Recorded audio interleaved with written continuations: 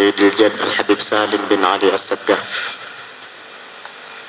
Dan yang kita khususkan adalah Sayyidil Walid Al-Habib Abdul Hamid bin Salim bin Ali As-Saggaf, yang beliau tidak bisa duduk di tengah-tengah kita, tetapi beliau sekarang sedang berhadir dan menyimak acara kita di rumah, karena beliau tidak bisa duduk lama-lama. Mudah-mudahan Allah Ta'ala karuniakan kepada beliau sehat dan afiat, panjang umur, insyaallah, amin.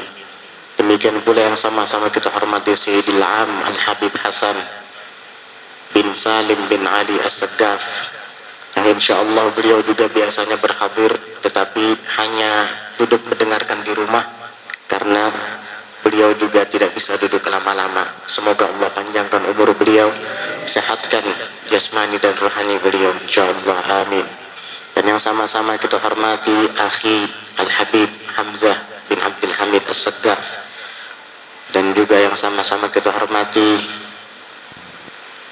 Ibn Amnati Al-Habib Ad-Da'i Ilallah Mustafa bin Ali As-Saggaf, dan juga Iyalul Am Ad-Da'i Ilallah Al-Habib Naufal bin Autad As-Saggaf, juga para habaib lain yang tidak bisa ulun sebutkan nama-nama sidin satu persatu, tetapi tidak mengurangi rasa hormat ulun kepada sidin semuanya.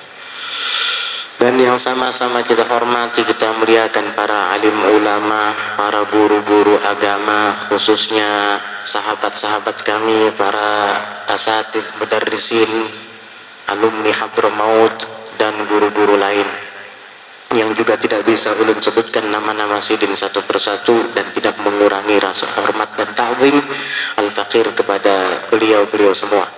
Dan yang sama-sama kita hormati dan kita muliakan segenap tokoh agama, tokoh masyarakat, Bapak Kepala Desa Kintapura yang juga turut hadir di tengah-tengah kita, dan Bapak Kades-Kades lain yang insya Allah juga turut berpartisipasi dalam acara kita ini.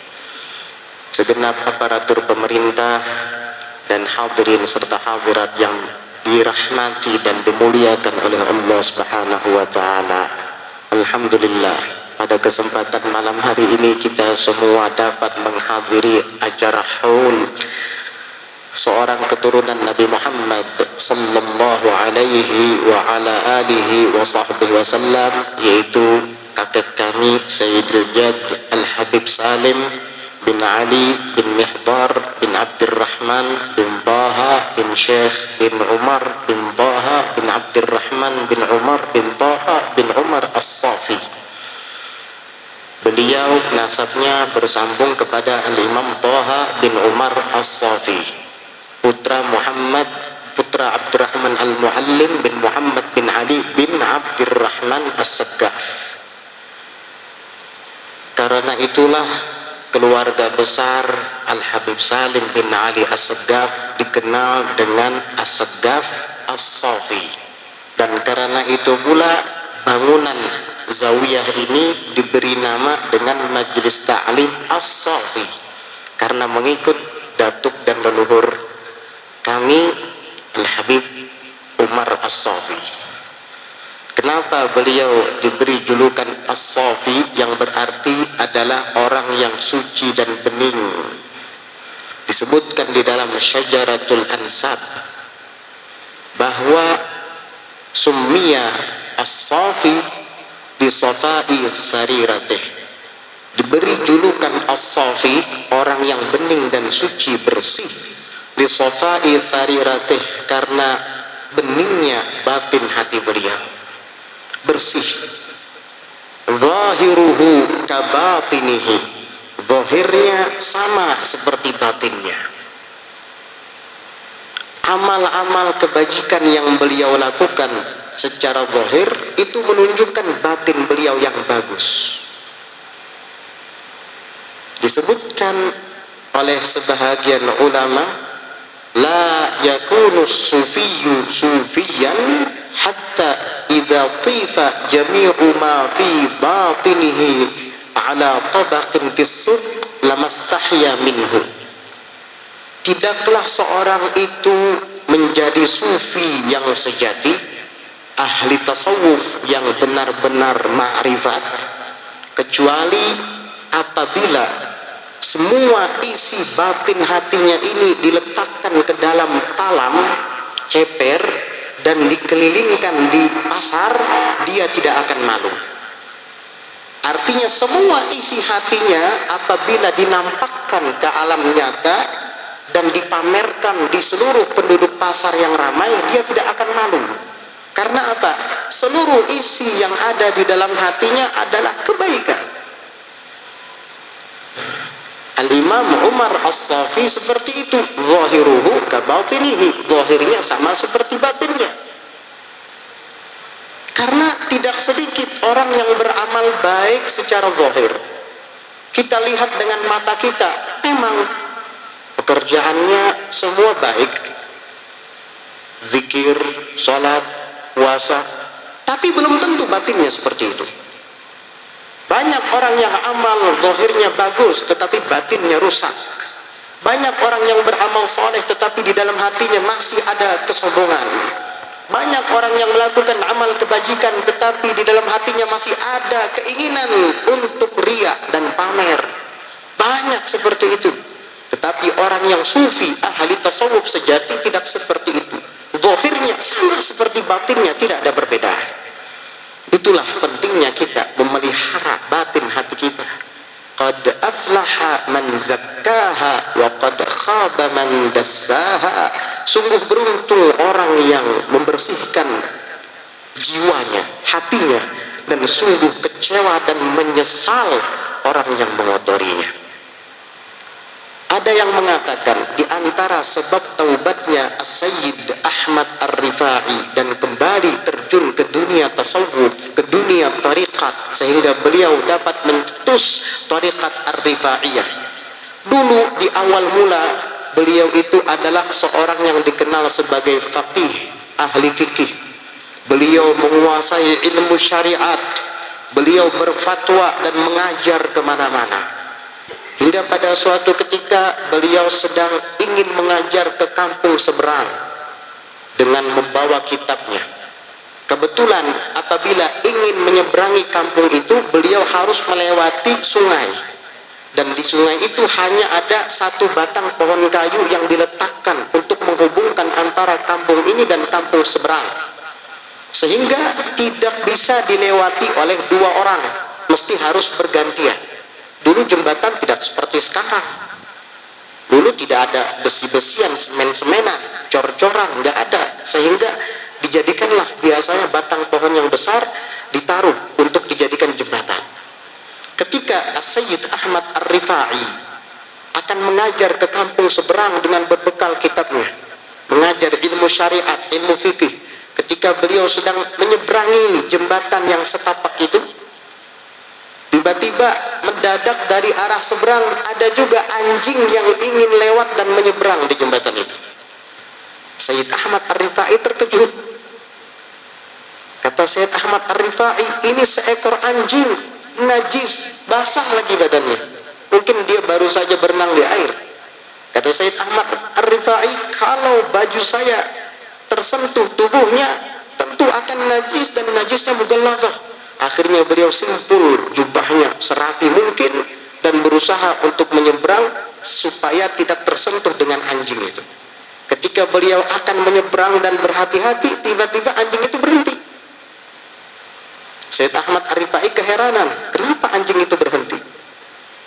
Ketika anjing itu berhenti dan menatap ke arah Sayyid Ahmad Ar-Rifai, Allah Ta'ala izinkan ia untuk berbicara, meniru bahasa manusia. Anjing tadi Allah Ta'ala berikan kekuatan untuk bisa berbicara bahasa manusia. Antaqanallahu alladzi antaqa kulla syai'. Allah itu yang membuat semua sesuatu bisa berbicara, termasuk anjing tadi. Akhirnya apa?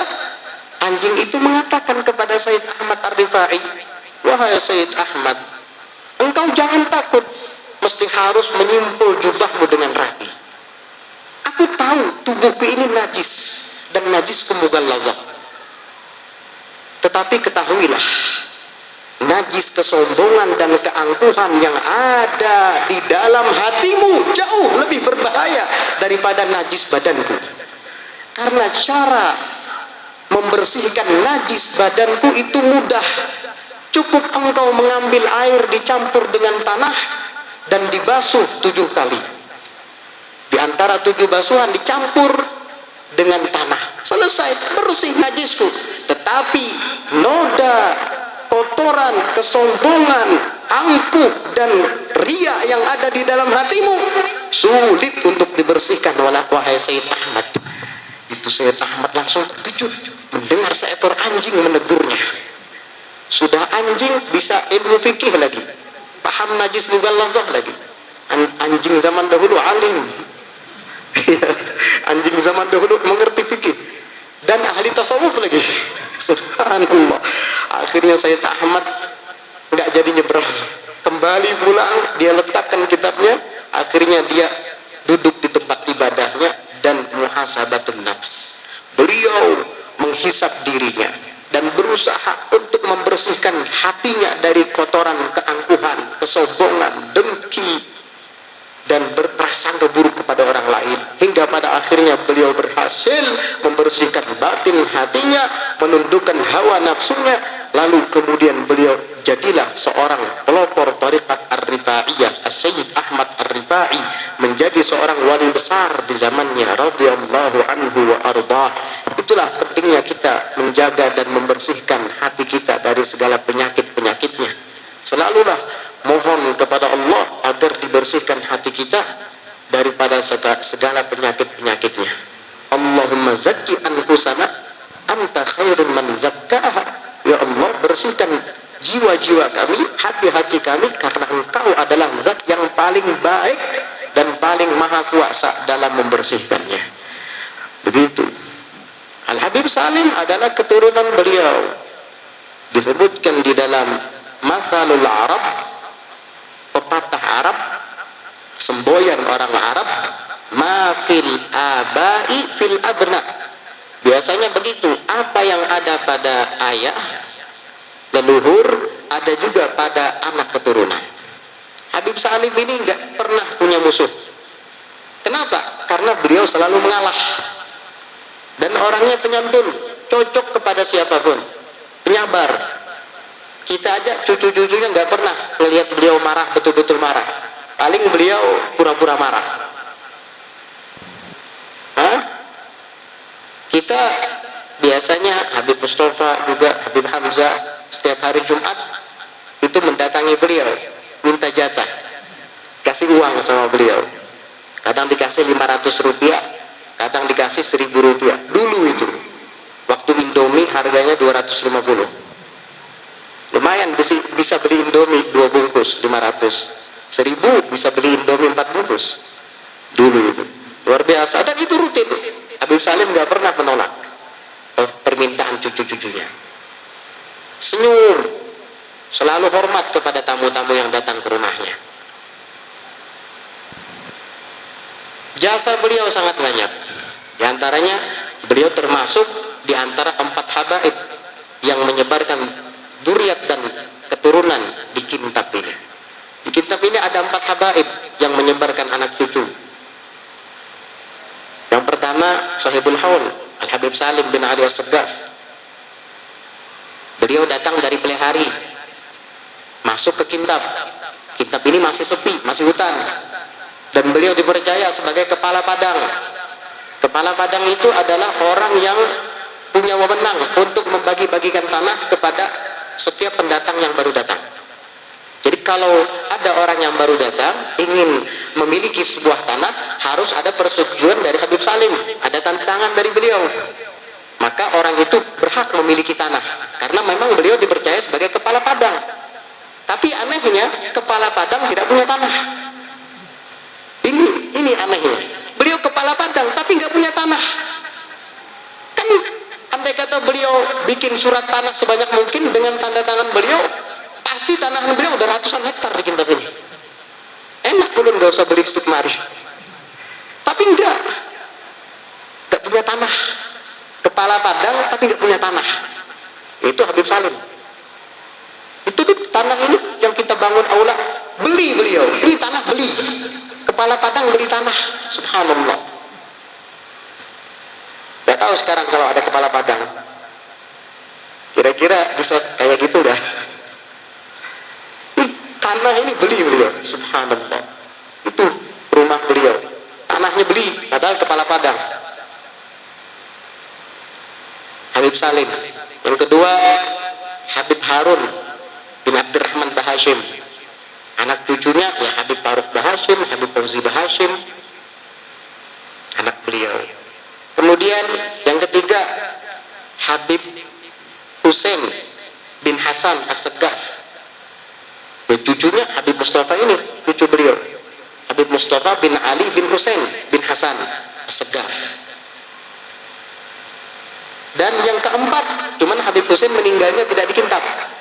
Kehidupan beliau dikintab. Istri dan anak beliau dikintab. Cuman meninggalnya di Banjar, di rumah sakit. Lalu kemudian dikuburkan di Turbah, di Sungai Jingah. Kuburan para habaib. Dan yang keempat, Habib Hashim bin Hasan As-Segaf, saudaranya Habib Husain tadi. Habib Hashim dan Habib Husain kakak adik. Bin Hasan As-Segaf. Siapa cucunya? Itu Habib Naufal, Habib Muhammad Zain bin Autad Segaf. Alhamdulillah, 4 orang habaib ini punya cucu-cucu yang alim-alim, masya Allah. Alhamdulillah. Di Pasir Putih, anak Habib Harun ada Habib Faruk. Di Kintab Kecil, cucunya Habib Husain ada Habib Mustafa. Di Basis, dulu Basis sambatannya, bahkan ada yang menyambat Arafah dulu di situ. Jadi kalau mau wukuf di sana, tapi bukan wukuf haji. Ada Habib Naufal, alhamdulillah. Ada Habib Muhammad Zaini, alhamdulillah. Ini cucu-cucu orang-orang hebat. Akhirnya melahirkan anak orang-orang hebat juga, insya Allah. Mudah-mudahan selalu bisa istiqamah di jalan para datuk dan kakek moyang, insya Allah. Amin ya rabbal alamin. Dan di antara jasa Al-Habib Salim pula adalah halaman belakang tanah yang dibangun aula ini. Ini semua berkat jasa dan doa Habib Salim. Dulu pernah Habib Salim mau menanami di halaman belakang rumah beliau. Itu kan rumah beliau dulu. Ini halaman belakang. Dulu halaman belakang ini hutan, yang ada pohon-pohon alaban dulu. Ya, pohon-pohon yang akarnya naik ke atas, sambatannya mungkin seperti pohon bajakah gitu ya. Dulu ulun suka main tarsan-tarsanan dulu di belakang sini waktu masih kecil. Karena ada akar itu, tinggal dipotong pakai parang, kita bisa ayun-ayunan dulu. Hutan dulu.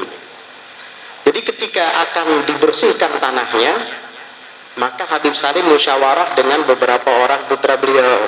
Di antaranya Abah Ulun, Habib Abdul Hamid, ada Habib Ahmad almarhum, ada Habib Hasan, dan anak perempuan beliau yang lain. Kata Habib Salim, kayak Pak, di belakang tuh kita tanami apa nanti? Ada di antara anak beliau yang mengajukan, bagaimana kalau kita tanami kelapa, nyiur? Karena zaman dahulu nyiur itu mahal, dicari orang banyak.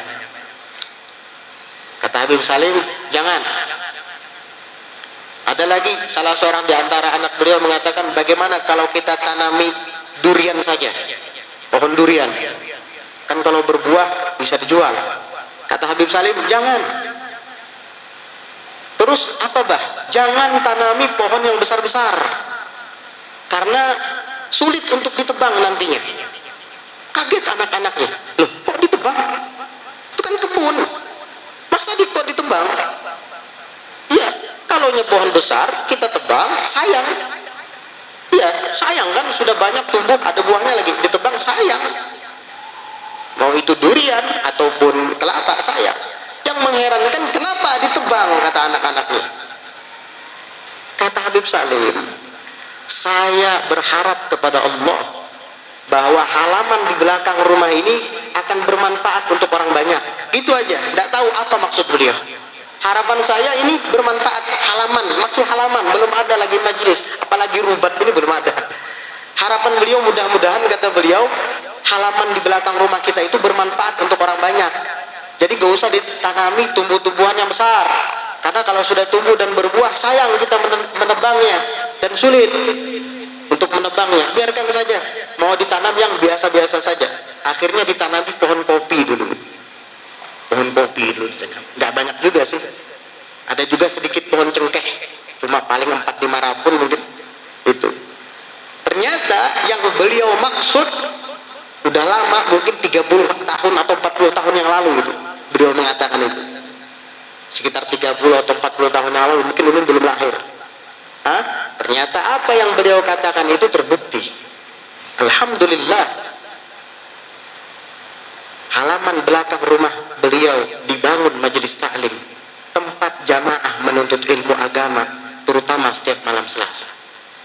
Alhamdulillah, di samping majelis taklim As-Safi dibangun lagi Rubat Nurus Sa'adah. Habib Umar yang ngasih nama Rubat Nurus Sa'adah. Ketika kita datang pada beliau dan minta izin untuk bangun Rubat, beliau kasih nama Rubat Nurus Sa'adah, cahaya kebahagiaan, cahaya keberuntungan.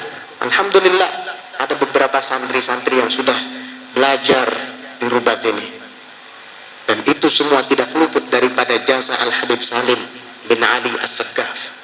Di dalam sebuah riwayat disebutkan, ittaqu firasatal mu'min fa innahu yanzuru binurillah. Waspadalah kalian, hati-hatilah kalian dengan firasat orang mukmin, karena sesungguhnya orang mukmin itu memandang dengan cahaya Allah. Orang mukmin itu memandang dengan nurnya Allah Subhanahu wa taala. Pandangan beliau sekitar 30 tahun yang lalu atau lebih itu terwujud setelahnya. Alhamdulillah. Dan insya Allah sebentar lagi kita akan lanjutkan bangunan,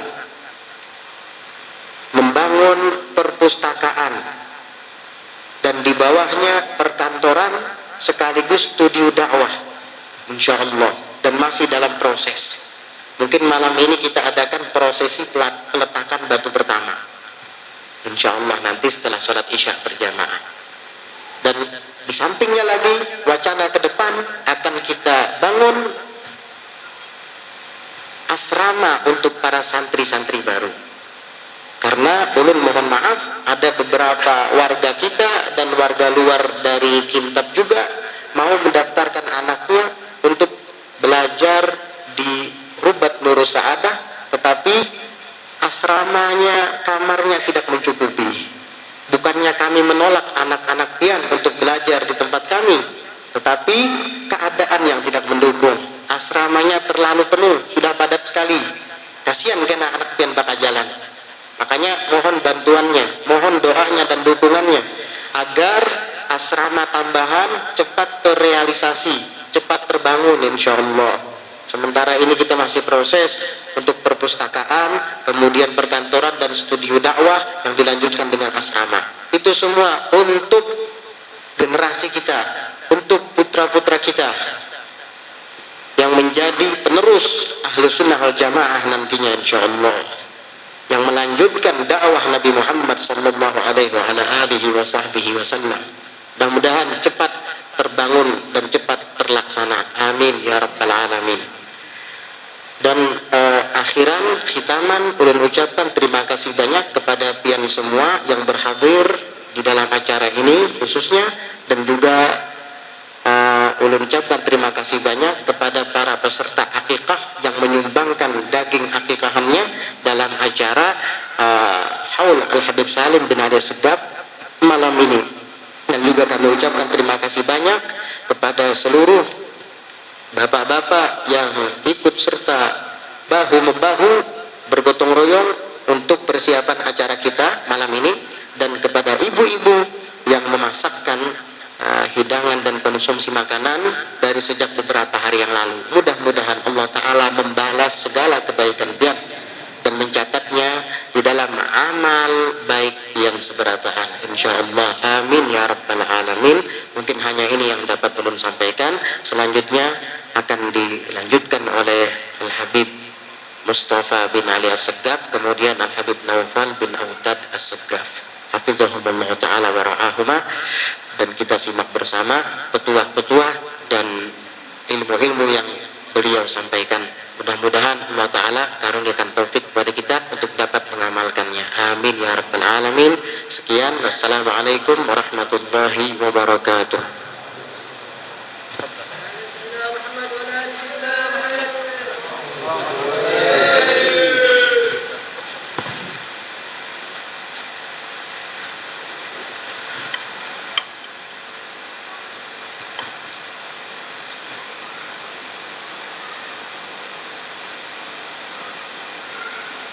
Assalamualaikum warahmatullahi wabarakatuh. Alhamdulillahi rabbil alamin. Wassalatu wassalam ala rasulillah Muhammad ibn Abdullah الذي أرسله الله رحمة للعالمين وهاديا إلى صراط مستقيم وعلى آله وصحبه الفائز من صحبته بالمقام العظيم. اللهم صل وسلم على سيدنا محمد حبيب الرحمن وسيد الأكوان الحاضر مع من صلى عليه في كل زمان ومكان وعلى آله وصحبه في كل آن. اللهم صل وسلم على سيدنا محمد نورك الساري ومدادك الجاري واجمعنا به في كل أطوارنا وعلى آله وصحبه يا نور. أما بعد. Alhamdulillah, yang kami hormati dan yang kami muliakan para habaib yang tidak bisa ulun sebutkan nama mereka satu persatu, tetapi tidaklah mengurangi hormat dan takzim kami kepada mereka. Dan khususnya yang kami hormati, kami muliakan guru kita Al-Habib Ibrahim bin Habib Abdul Hamid As-Saggaf. Mudah-mudahan Allah Subhanahu wa taala memanjangkan umur beliau dan diberikan sehat wal afiyah zahiran wa batinan, dan pondok ataupun ribat yang beliau bina menjadi ribat yang bermanfaat bagi orang banyak. Amin ya rabbal alamin. Kita telah mendengar bagaimana apa yang telah disampaikan oleh Al-Habib Ibrahim As-Saggaf, bahwasannya setiap orang yang ingin menuju kepada Allah Subhanahu wa taala, setiap orang yang ingin dekat dengan Allah Subhanahu wa taala, maka yang perlu mereka perhatikan adalah bagaimana hati mereka, bagaimana batin mereka. Karena batin hati adalah tempat Allah Subhanahu wa taala memandang. Apabila hati seorang hamba Allah Subhanahu wa taala telah bersih, apabila hati seorang hamba Allah Subhanahu wa taala telah menjadi tempat Allah Subhanahu wa taala memandang, maka hati tersebut tidak akan pernah terlintas untuk memikirkan sesuatu yang tidak baik, apalagi untuk melakukan perbuatan yang tidak baik. Itulah hati yang bersih. Maka mudah-mudahan kita semua yang hadir di tempat ini memiliki hati yang bersih, memiliki hati yang penuh ketawaduan, memiliki sifat-sifat qanaah, dan mudah-mudahan Allah Subhanahu wa taala menjadikan kita semua yang hadir adalah pencinta Nabi Muhammad sallallahu alaihi wasallam. Amin ya rabbal alamin. Sayyiduna As-Saggaf beliau menjelaskan sesuatu yang sangatlah penting untuk menghindarkan diri kita dari hal yang tidak baik adalah memutuskan segala sesuatu yang berkaitan dengan dunia. Apabila kita masih memiliki keterhubungan, keterkaitan yang mendalam dengan dunia, kecintaan yang mendalam dengan dunia, maka inilah yang menyebabkan seseorang akan jauh dari Allah Subhanahu wa taala. Seseorang akan malas untuk beribadah kepada Allah Subhanahu wa taala. Orang itu pun mungkin akan melakukan cara-cara yang diharamkan Allah Subhanahu wa taala hanya untuk meraih meraih kenikmatan dunia, hanya untuk meraih kenikmatan yang sesaat ini. Itu yang akan mereka lakukan. Dan Allah Subhanahu wa taala telah menjelaskan di dalam Al-Qur'an, fa amma man tagha wa athara al-hayata ad-dunya fa innal jahima hiyal ma'wa. Adapun orang-orang yang melampaui batas, orang-orang yang mereka mengutamakan akan kehidupan dunia, maka mereka itu tempat kembalinya adalah neraka Allah Subhanahu wa taala. Wal iyadu billah. Lebih mengutamakan kepentingan dunia, lebih mengutamakan kepentingan yang sesaat, padahal kita tahu ini dunia diibaratkan adalah seperti kotoran. Ad-dunya jifatun qadirah. Kata Rasulullah sallallahu alaihi wasallam, dunia itu adalah bangkai yang menjijikan.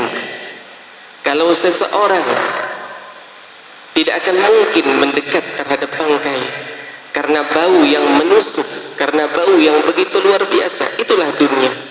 Seandainya kita tahu itu adalah dunia, keadaan dunia, maka kita tidak akan pernah mencintai dunia ini kecuali mengambil sebatas hajat kita dari dunia ini. Dan itu telah dibuktikan oleh para aslafun salih, orang-orang saleh yang terdahulu. Begitu juga Al-Habib Salim bin Habib Ali As-Saggaf, beliau telah membuktikan semuanya itu. Bagaimana disebutkan oleh Al-Habib Ibrahim bahwasannya beliau adalah seorang kepala padang. Begitu mudahnya seandainya waktu itu beliau ingin mengambil beberapa hektar tanah, mudah. Tetapi beliau tidak pernah melakukan hal itu, karena ini sifatnya sementara. Dan berkat semua itu lalu beliau memiliki tanah yang hingga saat ini bisa dimanfaatkan untuk orang banyak. Ini keberkahan daripada sifat beliau yang merasa cukup dengan keadaan beliau. Sifat beliau yang tidak ingin memiliki banyak harta di dalam dunia ini, karena beliau bertujuan adalah untuk akhirat. Maka sungguh beruntung di malam hari ini Al-Habib Ibrahim, ada Al-Habib Rifaqi, ada Al-Habib Hamzah dan habaib yang lainnya. Maka di malam hari ini kita, keluarga beliau, membahagiakan hati beliau. Karena setiap amal yang kita lakukan saat ini, maka itu sampai kepada beliau. Maka dijelaskan di dalam sebuah hadis, tu'radu a'malukum, dihadapkan amal-amal kalian itu kepada siapa? Ala aqaribikum, kepada kerabat-kerabat kalian, wa azairikum, dan juga kepada keluarga kalian. Ini amal-amal kalian dihadapkan kepada keluarga kalian, kerabat-kerabat kalian minal amwat, yang mereka telah mati, dihadapkan. Di malam hari ini pun mereka menyaksikan, mereka mengetahui siapa yang hadir di dalam majelis. Seandainya ada keluarga kita yang telah meninggal dunia, abah kita yang telah meninggal dunia, atau kakek kita telah wafat, maka mereka senang di malam hari ini. Fa in kana khairan, maka jika adalah amalnya itu baik, ini amal orang baik, maka mereka istabsyaru, mereka gembira. Insyaallah kalau pian yang hadir di sini ada kerabatnya, keluarganya telah meninggal dunia, maka mereka ketahuilah sekarang telah berbahagia. Al-Habib Salim As-Saggaf berbahagia sekarang karena diadakan peringatan yang baik. Melihat cucu-cucunya gembira sekarang. Al-Habib Husin gembira sekarang. Al-Habib Hashim As-Saggaf gembira sekarang, menyaksikan bahwasannya ini dzurriyyahnya telah memiliki ilmu yang insyaallah mudah-mudahan bisa dimanfaatkan dengan benar. Amin ya rabbal alamin. Alhamdulillah, dihadapkan kepada mereka. Wa in kana ghaira dzalika, dan jika bukan amal yang baik, qalu, mereka berkata, ini kalau ada yang tidak melakukan amal baik dari keluarga yang telah meninggal dunia, maka para mayit tadi berkata, Allahumma la tamuthum, ya Allah, jangan engkau matikan mereka, ya Allah, jangan engkau matikan. Ini mayit mendoakan kita, arwah mereka mendoakan kita. Kalau ada keturunannya yang tidak melakukan kebaikan, maka maka si mayit ruhnya itu akan berdoa kepada Allah Subhanahu wa taala, Allahumma la tamuthum hatta tahdiyahum kama hadaitana. Ya Allah, jangan engkau matikan mereka ya Allah, hingga engkau memberikan petunjuk kepada mereka ya Allah, hingga engkau memberikan hidayah kepada mereka ya Allah, sebagaimana engkau telah memberikan petunjuk kepada kami ya Allah. Maka mudah-mudahan kita semua yang hadir di sini di malam hari ini menjadi keturunan-keturunan yang saleh-salehah, dan mudah-mudahan Allah Subhanahu wa taala menjadikan kita semua yang hadir di malam hari ini diizinkan Allah Subhanahu wa taala nanti di mahsyar untuk menatap wajah Sayyidina Muhammad sallallahu alaihi wasallam, untuk memandang wajah Rasulullah, untuk menikmati berlezat-lezat dengan memandang wajah Sayyidina Muhammad sallallahu alaihi wasallam. Dan mudah-mudahan apabila ada di antara kedua orang tua kita yang telah meninggal dunia, Allah tempatkan di dalam syurga yang nikmat. Allah jadikan kubur-kubur mereka menjadi taman daripada taman syurganya Allah Subhanahu wa taala.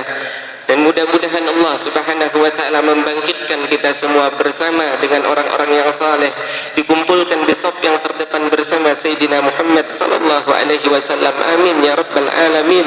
Ya akramal akramin, ya arhamar rahimin, ya mujibas sailin, ya dzal quwwatil matin, ya rahimal masakin, ya arhamar rahimin, ya arhamar rahimin, ya arhamar rahimin, ya mujibas sailin. Alhamdulillahi rabbil alamin.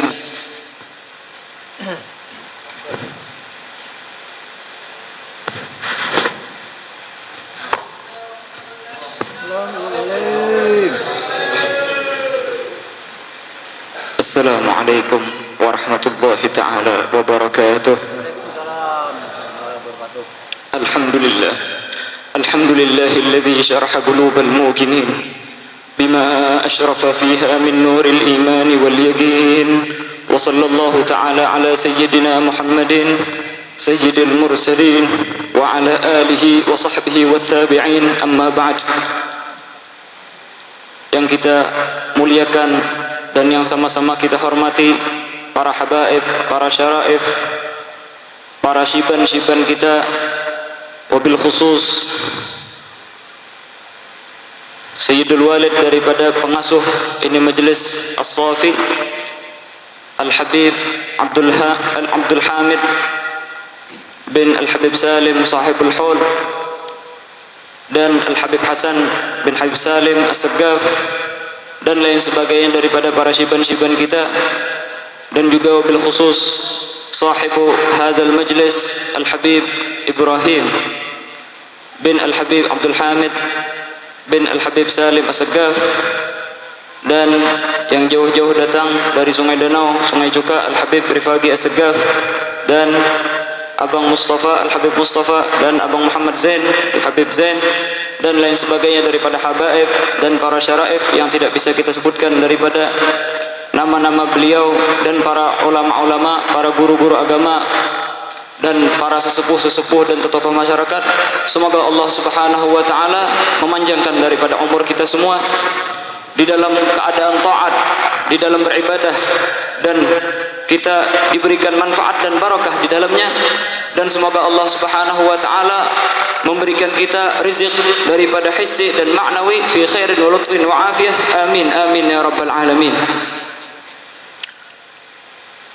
Ketika mengenang daripada Al-Habib Salim sahibul haul, ataupun Al-Habib Ahmad anak beliau, ataupun keturunan-keturunan beliau, kita teringat waktu kecil dulu.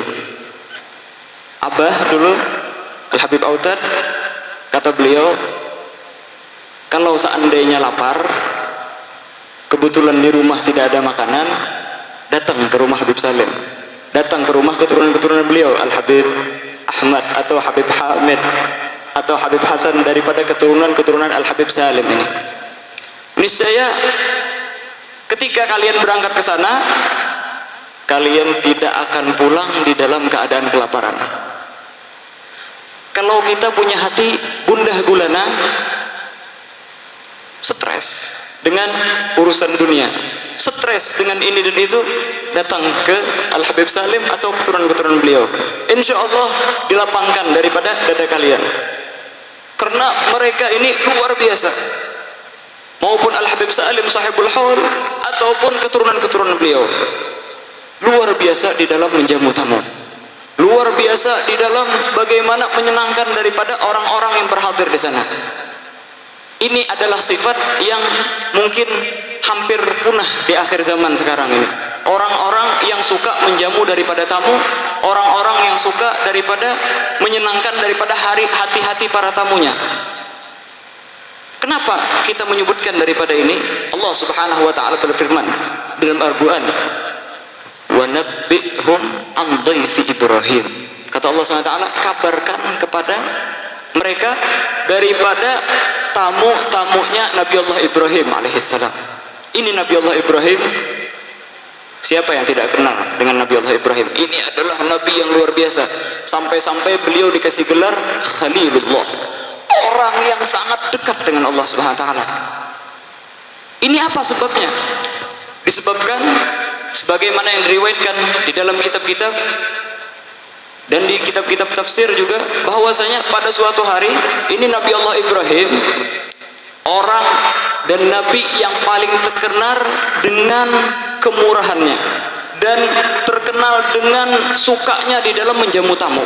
Ini Nabi Allah Ibrahim adalah orang yang sangat suka menjamu tamu. Sampai-sampai pada suatu hari nggak ada tamu di rumah beliau untuk dijamu. Akhirnya apa? Beliau keluar daripada rumah untuk mencari tamu. Beliau keliling perkampungan, tidak menemui tamu. Pindah lagi ke kampung lain, tidak menemui tamu. Pindah lagi ke kampung-kampung lain, tidak menemui tamu. Ketika balik, tiba-tiba ada seseorang yang berada di dalam rumah beliau. Ketika beliau masuk, beliau pun kaget, ini siapa ini? Maka beliau pun menanyakan, siapa engkau? Lancangnya masuk ke dalam rumahku dengan tanpa izinku. Maka kata orang tersebut, saya ini dijamu sama orang yang punya rumah ini. Saya tahu engkau tadi muter-muter perkampungan untuk mencari orang yang bisa dijamu. Maka kata Nabi Allah Ibrahim, ya khair, sudah. Tetapi siapa engkau ini? Maka kata orang tersebut, saya adalah malaikat Israel. Ini cerita tentang malaikat Israel ataupun daripada para malaikat. Ini masalah agadiyah. Kita harus memindah pembicaraan tersebut daripada kitab-kitab yang terpercaya, tafsir atau daripada hadis atau kitab-kitab para ulama.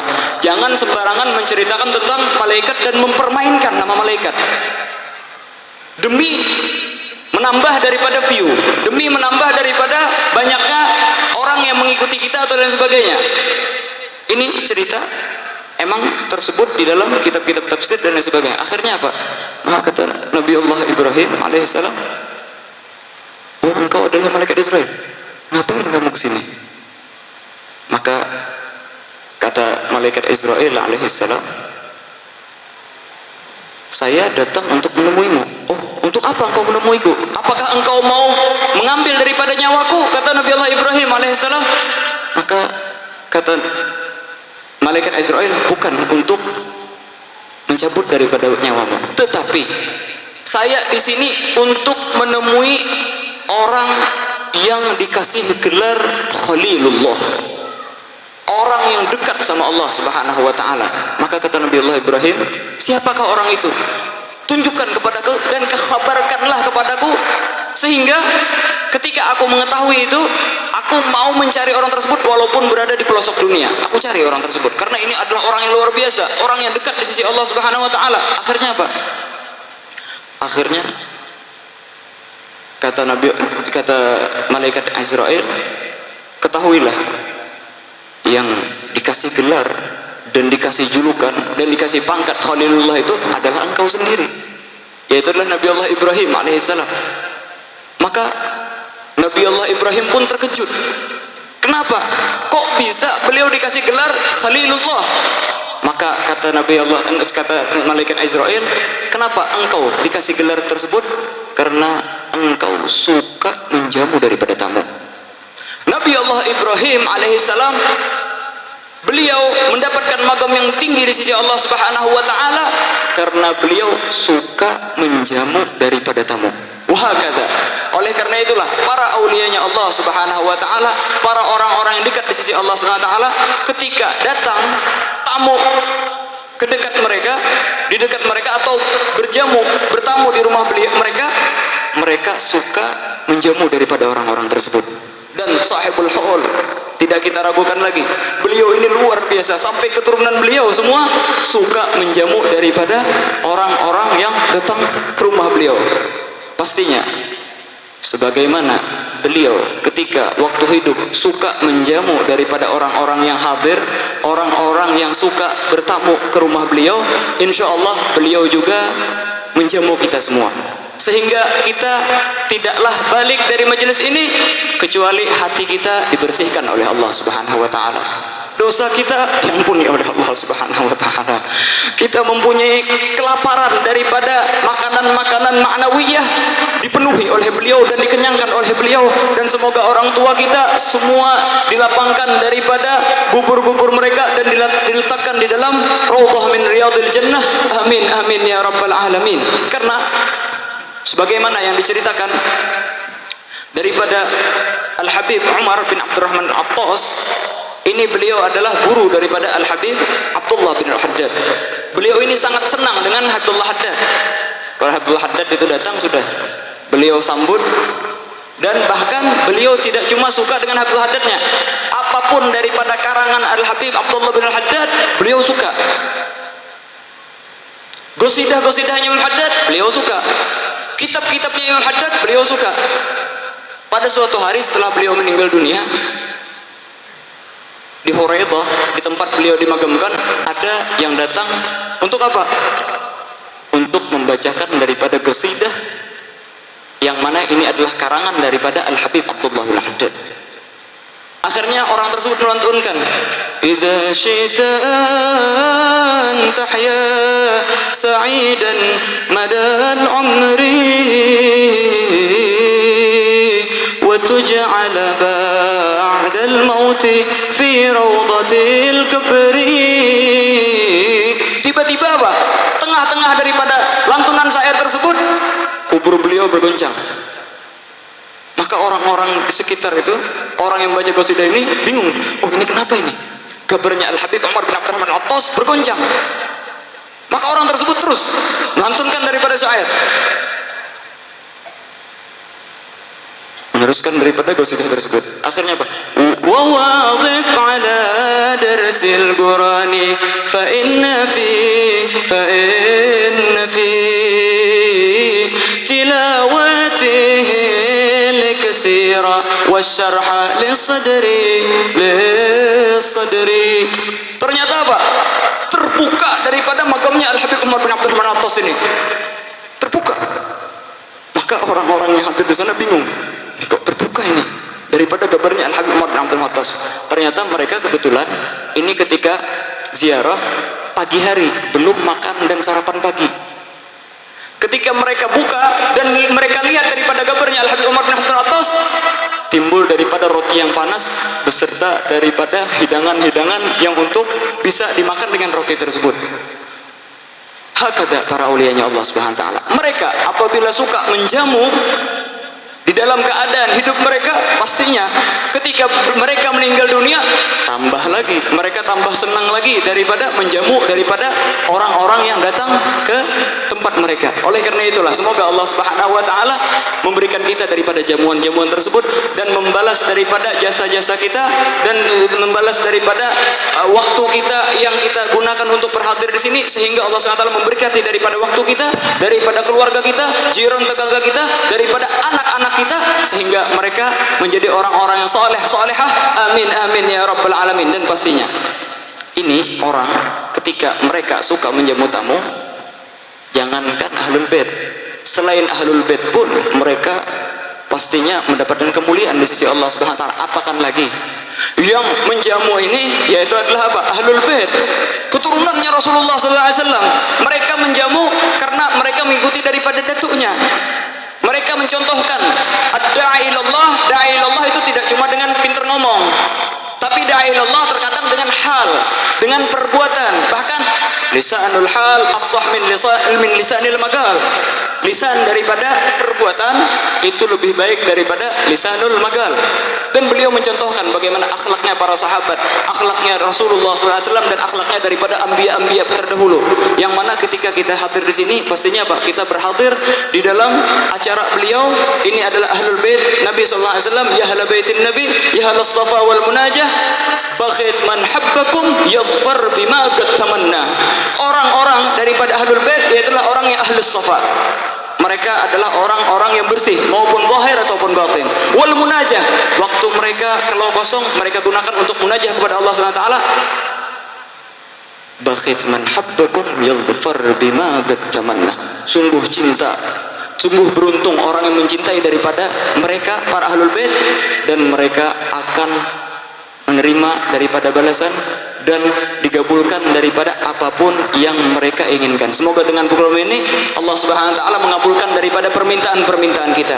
Kalau seandainya rezeki kita mampet, diluaskan oleh Allah Subhanahu wa taala. Kalau seandainya usaha kita ada macet, diluas dan dilapangkan oleh Allah Subhanahu wa taala sehingga dipermudah daripada itu semua. Kalau anak kita nakal, dijadikan anak yang soleh.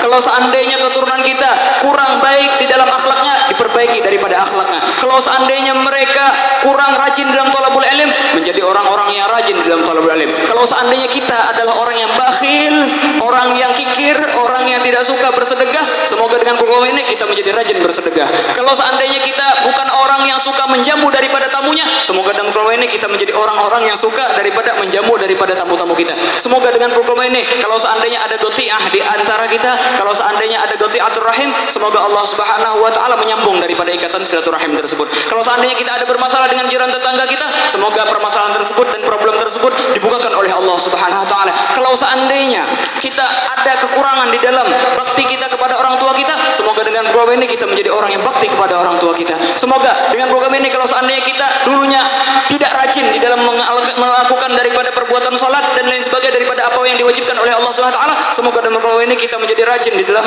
taat dan ibadat kepada Allah Subhanahu wa taala, dan menjauhi daripada apa yang diharamkan oleh Allah Subhanahu wa taala, dan hati kita yang keras dilembutkan oleh Allah Subhanahu wa taala. Allahumma ya man waffaqa ahlul khair lil khair waffiqna lil khairi wa a'inna alaihi. Allahumma ya man waffaqa ahlul khair lil khair waffiqna lil khairi wa a'inna alaihi. Allahumma ya man waffaqa ahlul khair lil khair waffiqna lil khairi wa a'inna alaihi. Sallallahu ta'ala ala sayyidina Muhammadin nabi wa sallam. Subhana rabbika rabbil izzati amma yasifun wa salamun alal mursalin walhamdulillahi rabbil alamin wal 'afwu minkum.